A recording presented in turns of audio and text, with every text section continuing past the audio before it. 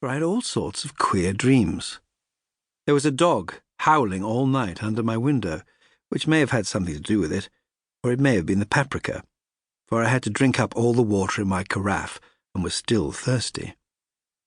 Towards morning, I slept and was wakened by the continuous knocking at my door, so I guess I must have been sleeping soundly then.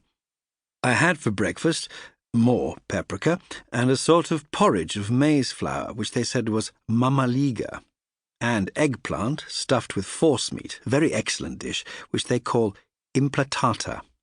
Mem, get recipe for this also. I had to hurry breakfast, for the train started a little before 8, or rather, it ought to have done so, for after rushing to the station at 7:30, I had to sit in the carriage for more than an hour before we began to move. It seems to me that the further east you go, the more unpunctual are the trains. What ought they to be in China? All day long we seemed to dawdle through a country which was full of beauty of every kind. Sometimes we saw little towns or castles on the top of steep hills, such as we see in old missals. Sometimes we ran by rivers and streams which seemed from the wide stony margin on each side of them to be subject to great floods. It takes a lot of water, and running strong, to sweep the outside edge of a river clear. At every station there were groups of people, sometimes crowds, and in all sorts of attire. Some of them were just like the peasants at home, or those I saw coming through France and Germany, with short jackets and round hats and home-made trousers, but others were very picturesque. The women looked pretty, except when you got near them, but they were very clumsy about the waist. They had all full white sleeves of some kind or other, and most of them had big belts with a lot of strips of something fluttering from them, like the dresses in a ballet. But, of course, petticoats under them.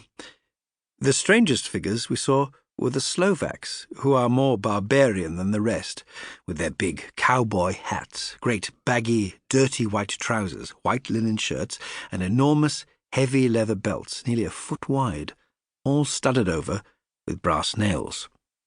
They wore high boots, with their trousers tucked into them, and had long black hair and heavy black moustaches. They are very picturesque, but do not look prepossessing. On the stage they would be set down at once as some old Oriental band of brigands. They are, however, I am told, very harmless, and rather wanting in natural self-assertion. It was on the dark side of twilight when we got to Bistritz, which is a very interesting old place. Being practically on the frontier, for the Borgo Pass leads from it into Bukovina, it has had a very stormy existence, and it certainly shows marks of it. 50 years ago, a series of great fires took place, which made terrible havoc on 5 separate occasions.